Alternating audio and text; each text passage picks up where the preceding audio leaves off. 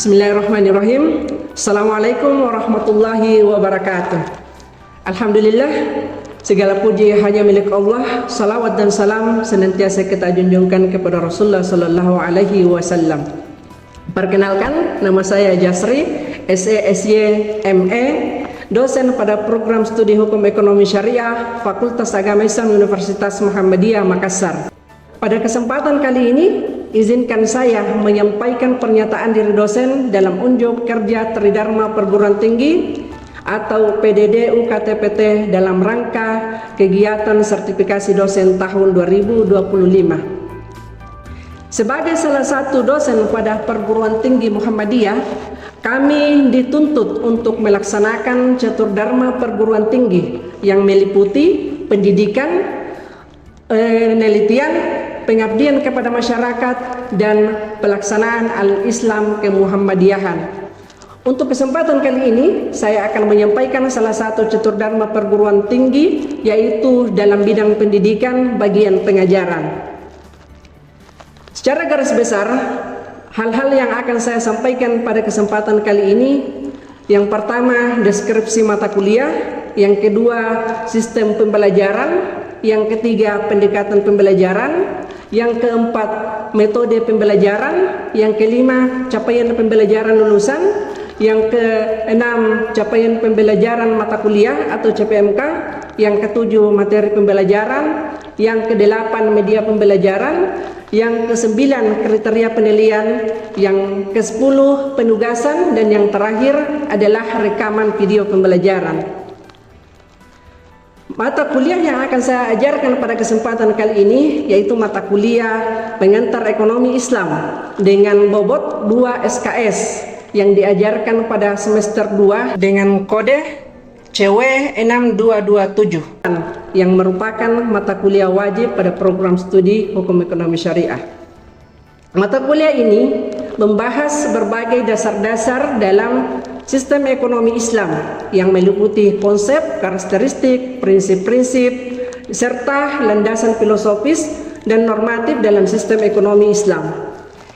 Selain itu, mata kuliah ini juga akan membahas berbagai macam transaksi-transaksi atau akad-akad yang dilarang dalam sistem ekonomi Islam atau akad yang tidak sesuai dengan syariat Islam. Di samping itu, akan diajarkan juga tentang akad-akad alternatif untuk terhindar dari transaksi-transaksi non syariah tersebut. Selanjutnya, mahasiswa juga akan diajak untuk menganalisa secara mendalam berbagai macam tantangan-tantangan yang ada di era saat ini serta peluang-peluang yang ada di era saat ini dalam pengembangan ekonomi syariah dalam bingkai nilai-nilai syariat Islam. Sistem pembelajaran yang saya gunakan dalam mata kuliah ini yaitu blended learning, yaitu pembelajaran yang dilakukan dengan memadukan pembelajaran tatap muka di dalam kelas, face to face di dalam kelas, dengan sistem pembelajaran secara daring atau online learning, yang dilakukan sebanyak 16 kali pertemuan. Dan 2 pertemuan diantaranya, pertemuan ke-8 itu digunakan untuk ujian tengah semester dan pertemuan ke-16 digunakan untuk ujian akhir semester. Pendekatan yang saya gunakan dalam mata kuliah ini yaitu DIA atau delivery, yang itu menyampaikan materi pembelajaran secara terstruktur. Kemudian yang kedua adalah interaction, berupa interaksi secara aktif atau pendekatan yang digunakan untuk melakukan interaksi secara aktif dengan mahasiswa, baik melalui forum diskusi, tanya jawab, ataupun pemecahan masalah dari studi kasus yang diangkat. Kemudian yang ketiga yaitu assessment, yaitu pemberian tugas atau kuis sebagai bentuk evaluasi dari materi yang disampaikan kepada mahasiswa. Adapun metode pembelajaran yang saya gunakan, yang pertama adalah metode ceramah, yaitu dosen akan menyampaikan materi kepada mahasiswa. Kemudian yang kedua adalah small group discussion, yaitu mahasiswa kemudian mendiskusikan studi kasus yang diberikan oleh dosen.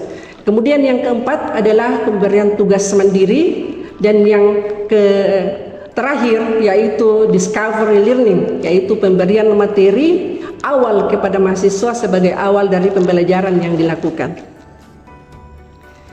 Capaian pembelajaran yang diharapkan dari mata kuliah ini, yang pertama adalah menginternalisasi nilai-nilai kemandirian, semangat perjuangan, dan jiwa kewirausahaan.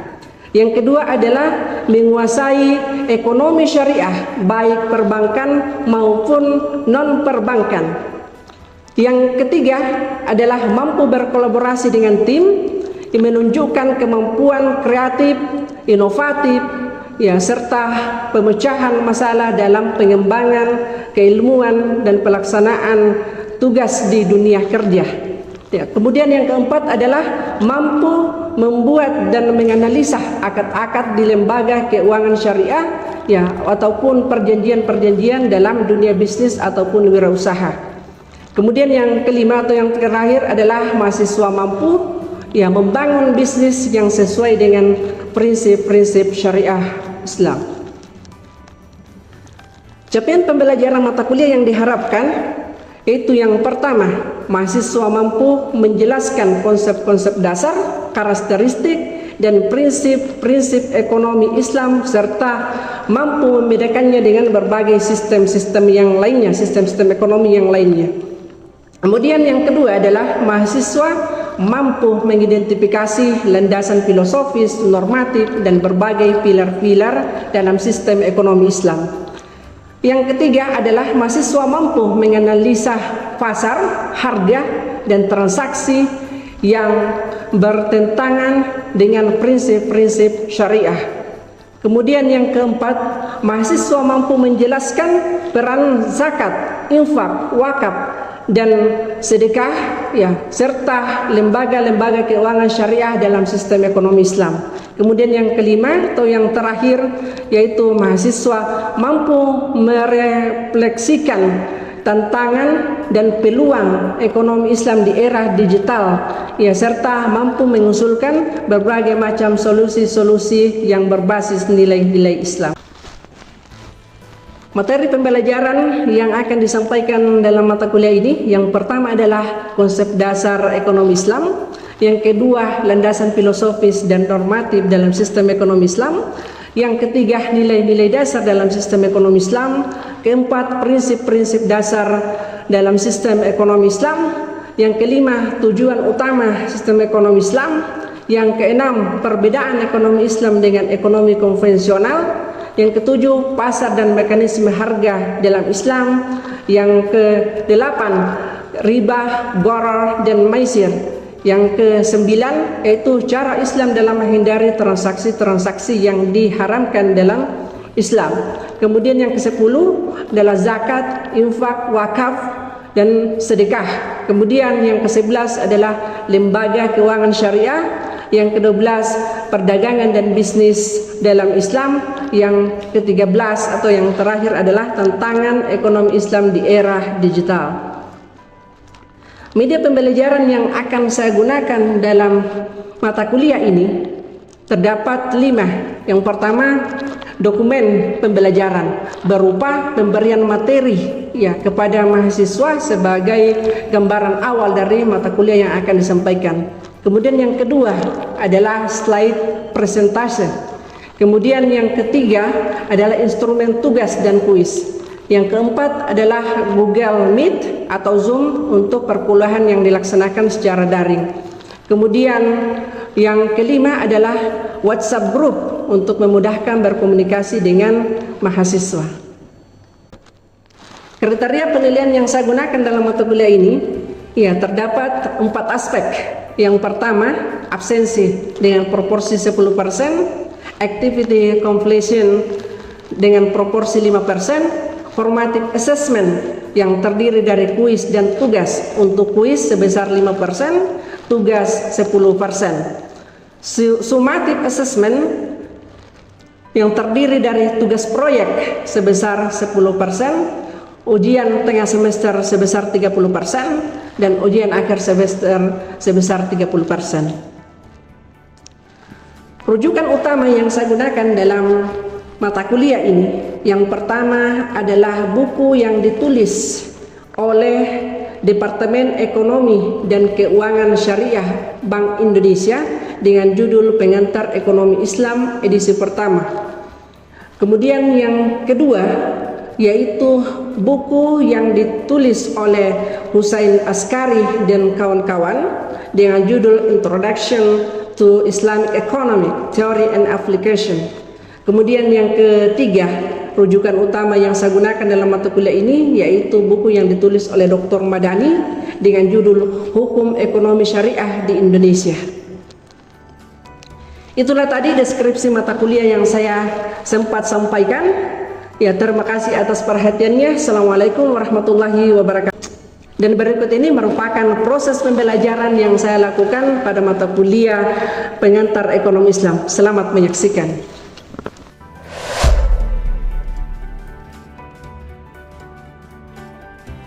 Bismillahirrahmanirrahim. Assalamualaikum warahmatullahi wabarakatuh.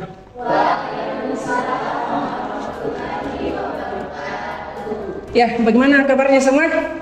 Alhamdulillah baik ya. Ya, jadi adik-adik sekalian, pada hari ini seperti materi yang tampil di depan, insya Allah kita akan masuk dalam materi yang keempat, yaitu materi tentang nilai-nilai dasar dalam ekonomi Islam.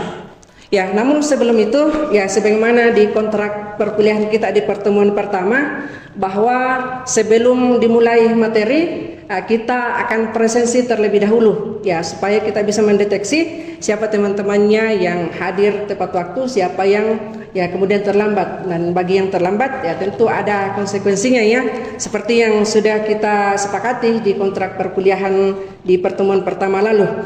Ya, baik, ya silahkan disimak baik-baik namanya. Ahwatillah Aditya Wira, Azizah, Maulidiana, Zahra, Ulzira, Alika, Sandri, Devi, Muhairul Ihsan, Abdul Rahman, Bilal. Ya, baik. Ya, baik adik-adik sekalian. Ya, kita lanjutkan pertemuan kita pada hari ini, yakni nilai-nilai dasar dalam ekonomi Islam. Ini merupakan materi lanjutan dari mata kuliah kita di pertemuan sebelumnya di pekan yang lalu. Apalagi materi kita pekan sebelumnya?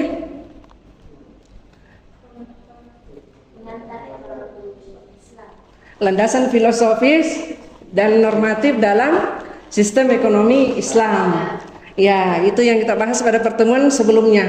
Nah, pada pertemuan tersebut kita sudah menjelaskan yang mana saja itu landasan-landasan filosofis, yang mana itu landasan-landasan normatif dalam sistem ekonomi Islam.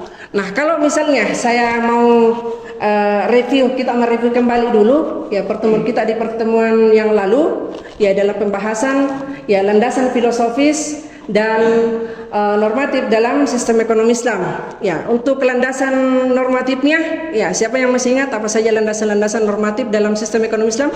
Ya, siapa? Silakan angkat tangannya. Sandri, ya silakan. Ada landasan normatif terdiri di atas Al-Quran, Sunnah, Ijma, Qiyas. Ya, ada yang mau menambahkan? Adit, ya silakan. Landasan normatifnya itu bisa kita bagi menjadi dua. Ya. Kami itu dua, Ustaz. Yang utama dan pendukung. Yang utama itu seperti Al-Quran dan hadis sebagai landasan. Sedangkan yang pendukung itu seperti Ijma, Qiyas, dalam Islam, Ustaz. Ya, betul ya.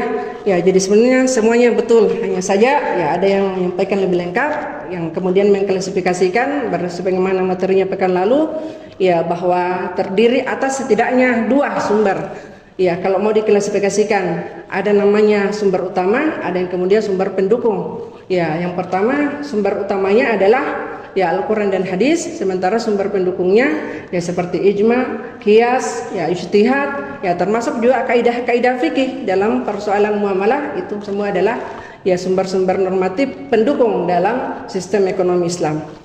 Ya, baik adik-adik sekalian, ya saya kira kita selanjutnya masuk pada substansi dari pertemuan kita yang keempat hari ini, yaitu nilai-nilai dasar dalam sistem ekonomi Islam. Ya. Nilai-nilai dasar dalam sistem ekonomi Islam ini merupakan materi yang keempat ya dari mata kuliah pengantar ekonomi Islam. Ya, nah coba kita lihat. Ini adalah capaian pembelajaran yang kita harapkan bisa diraih dari pertemuan yang keempat ini. Untuk CPMK-nya itu masuk dalam CPMK yang kedua, yaitu mahasiswa mampu mengidentifikasi landasan filosofis, normatif, ya serta pilar-pilar fondasi dalam sistem ekonomi Islam.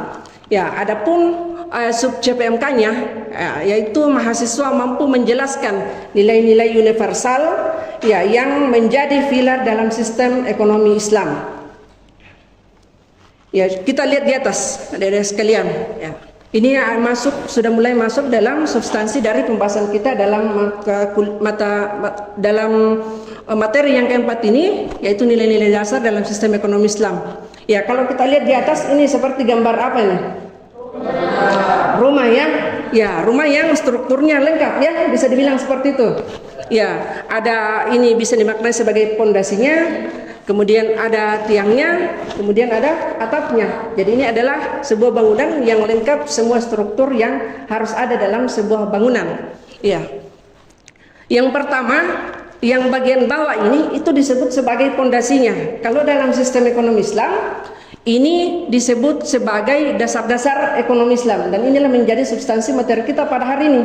Ya, jadi ekonomi Islam sebetulnya itu adalah sebuah bangunan yang kokoh ketika semua strukturnya bagus di dalamnya terpenuhi dengan baik. Nah, untuk bagian yang pertama yang harus kita tuntaskan sebelum membangun bagian-bagian yang lainnya, harus kuat dulu pondasinya. Nah, pondasinya inilah kemudian disusun dalam teori-teori dalam sistem ekonomi Islam, teori-teori yang mendukung supaya sistem ekonomi Islam ini terbangun dengan baik. Apa yang pertama? Ya, tauhid. Yang kedua, adil, al-adl. Kemudian yang ketiga, kedua. Keempat, kelima, ma'at. Ya, kemudian setelah pondasinya kuat, ya, maka dibangunlah tiangnya. Tiangnya apa? Yang pertama, ya, multiple ownership. Yang kedua, freedom to act. Kemudian yang ketiga, social act. Ya, apa itu multi-type ownership? Multiple ownership?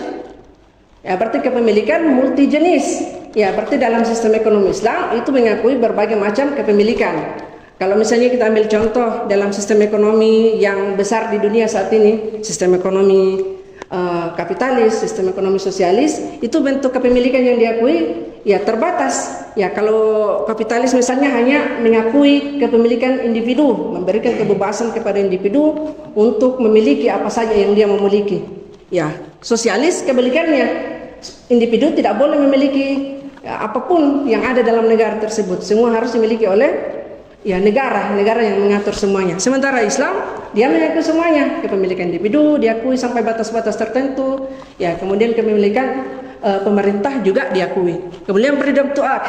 Apa itu? Kebebasan dalam kebebasan dalam bertindak. Berarti ini sudah merujuk kepada salah satu kaidah ya dalam sistem ekonomi Islam atau kaidah muamalah ya. Yang mana itu bahwa ya semuanya boleh sampai ada dalil mengharamkannya. Nah, ya jual beli boleh, nggak ada dalil yang mengharamnya. Kalau riba haram karena ada dalil yang mengharamkannya. Menipu, berjudi dan segala macam itu semuanya diharamkan karena ada dalil yang ya mengharamkannya. Social act ini berkaitan dengan kepedulian dalam kepedulian sistem ekonomi Islam ini terhadap hal-hal yang bersifat sosial. Nah, sebagai perwujudan dari sini maka lahirlah berbagai instrumen-instrumen untuk mendukung, untuk mewujudkan keadilan sosial. Seperti misalnya apa? Pemberian kewajiban seorang muslim dalam mengeluarkan.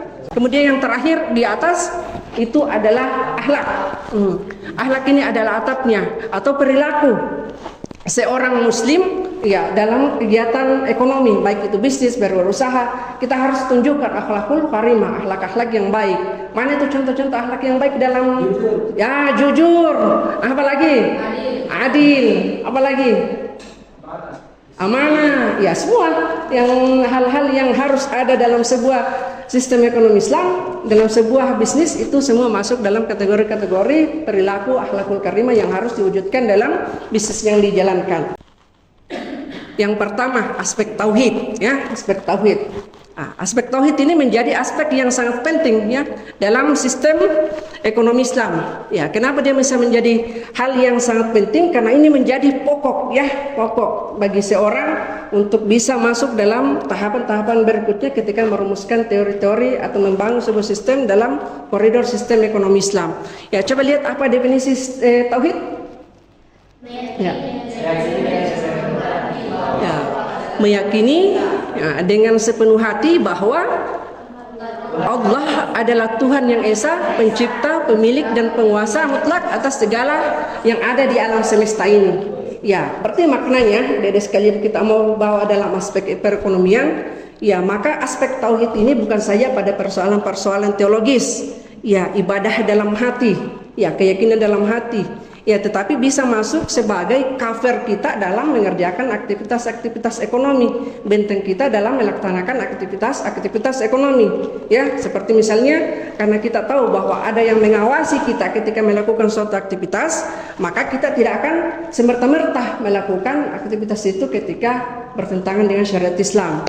Kemudian menghindarkan, ya ketauhidan seseorang akan menghindarkan dia dari sifat-sifat yang terlalu materialistis ya dan juga syirik ya. Ya sebagai contoh kalau misalnya dalam kehidupan masyarakat sekarang khususnya yang akidahnya tidak bagus, biasanya kan ada dukun-dukun yang kemudian menawarkan bisnis kamu ini kurang lancar, ada caranya kalau misalnya kalau lancar. Bagaimana caranya? Pakai apa? Penglaris misalnya, pesugihan, dikasihlah apa yang seperti itu. Ya, dalam sehingga nanti itu bisa menjadi sebagai asbab ceritanya supaya laris jualannya. Nah, yang seperti ini adalah ya contoh-contoh perilaku syirik dalam kegiatan ekonomi. Ya, dan banyak terjadi. Ya, kemudian menghindari aspek-aspek yang berbentuk riba, gharar dan segala macamnya. Ya, kemudian kita masuk pada yang kedua. Nah, yang kedua ini adalah aspek keadilan. Ya, apa itu yang dimaksud dengan adil? Dari sekalian bisa dibaca? Ada yang bisa baca? Ya, menempatkan sesuatu pada tempatnya atau memberikan sesuatu sesuai dengan proporsinya. Jadi adil di sini bukan berarti bahwa kuantitasnya sama. Ya sama-sama 5 kalau 5. Ya, bukan berarti begitu yang bermakna adil dalam Islam, tapi sesuai dengan proporsinya. Kayak misalnya ada anak kuliah, ada anak TK. Ya, datang omnya dikasih uang yang sama, jumlahnya kan sama, misalnya sama-sama dikasih 500.000, kira-kira adil tidak ini? Nah, tidak ya, ya mestinya beda, paling tidak 800 yang kuliah, 200 yang masih TK, karena kebutuhannya beda. Itu namanya sesuai dengan proporsinya dan itu adil ya. Ya, tapi kalau hanya jumlahnya yang disamakan kemudian dikatakan itu adil, nah itu jadi masalah karena proporsinya tidak sesuai. Berarti bisa jadi tidak masuk dalam kategori adil. Ya, kalau misalnya kita lihat dalam kehidupan berekonomi ya, kita distribusikan bentuk-bentuk realisasi keadilan ya dalam aktivitas ekonomi, misalnya dalam distribusi kekayaan yang adil. Ya, ini harus ya aspek keadilan itu harus hadir. Ya, mana contohnya instrumen yang kemudian mendukung bahwa distribusi kekayaan itu harus adil? Ya, adanya tadi variabel-variabel atau instrumen-instrumen seperti zakat. Ya, seperti apa lagi? Infak dan sedekah. Itu kan semua adalah bentuk-bentuk atau instrumen yang kemudian diturunkan atau menjadi aturan di dalam Islam yang kemudian ya menekankan ya bahwa aspek keadilan ini harus hadir di dalam sistem ekonomi Islam supaya semua nanti mendapatkan porsinya yang sama. Ya, tidak ada yang kemudian bermasalah, tidak ada yang kemudian merasa berlebihan, ada yang kemudian menikmati kekayaan yang banyak, yang lainnya tidak mendapat bagian. Maka hadirlah variabel zakat ini kemudian bisa memberikan harapannya untuk merasakan hal yang sama. Ya, bentuk kesetaraan. Kemudian ada melindungi yang lemah, ya, misalnya yang membutuhkan perhatian khusus, kelompok-kelompok rentan. Ya, itu semua harus dijaga dan memiliki peran ini pemerintah supaya semua mendapatkan haknya masing-masing. Selanjutnya, bagian yang ketiga, ya, nubuah, aspek kenabian. Ya, apa yang masuk dalam aspek kenabian ini? Aspek nubuah? Ya, siddiq, amanah, ya, apalagi tablik dan fatana. Nah, ini harus hadir dalam sistem ekonomi Islam juga dan merupakan salah satu indikator yang sangat penting hadir dalam sistem ekonomi Islam. Bahkan Nabi sebelum diangkat menjadi rasul, dia seorang pedagang dan dia digelari sebagai apa? Al-Amin. Ya, orang yang terpercaya. Ya, maka hal-hal yang seperti itu harus hadir juga dalam sistem yang kita bangun, ya. Kemudian yang keempat ada khilafah atau kepemimpinan di bumi. Wa iskala rabbuka lil malaikati inni ja'ilun fil ardi khalifah. Berarti kita memang diciptakan di muka bumi ini sebagai khalifah. Sebagai khalifah bukan berarti bahwa kita ya bebas melakukan apa saja, tetapi kita sampai pada batasan-batasan tertentu. Khalifah berarti kita menjaga bumi ini sebaik-baiknya. Ya, dalam bentuk kepemimpinan dalam kehidupan perekonomian, ketika memanfaatkan sumber daya alam, jangan memikirkan generasi kita saja, tapi pikirkan generasi yang masa akan datang. Ya. Kemudian yang terakhir, ma'at. Ya. Ma'at ini artinya bisa diartikan sebagai hasil, ya, tapi hasilnya yang bukan saja berorientasi pada aspek dunia saja, finansial saja, tidak sampai di situ, tidak cukup. Tetapi kita orientasinya adalah akhirat. Dalam artian apa yang kita kerjakan, hasilnya itu harus dapat mengantarkan kita masuk ke dalam surganya Allah Subhanahu wa taala. Maka dengan begitu ketika kita menyadari akan hal ini, berarti segala hal yang dapat melanggar aturan-aturan syariat dalam aktivitas ekonomi yang kita kerjakan itu harus kita hindarkan supaya kita mendapatkan hasil yang tidak hanya diperoleh di dunia tetapi juga sampai di akhirat, ya. Ya, baik adik-adik sekalian, ya. Karena kita sudah menyelesaikan pembahasan dalam materi kita di pertemuan yang keempat kali ini, ya saya mau melihat dulu ya sejauh mana adik-adik sekalian ini ya memahami ya materi yang sudah kita sampaikan tadi. Ya, maka dari itu ya saya kirimkan linknya di grup. Ya, nanti adik-adik sekalian mengisi link tersebut Google Form ya sebagai bagian daripada evaluasi kita dalam materi yang keempat kali ini. Ya, Masya Allah ya, luar biasa dari semua yang sudah mengisi. Ya, tingkat pemahaman adik-adik sekalian ya dari materi tentang dasar-dasar sistem ekonomi Islam pada hari ini bisa saya kategorikan berada pada kategori yang ya sangat baik ya, karena hampir semua ya mencapai skor yang maksimal ya.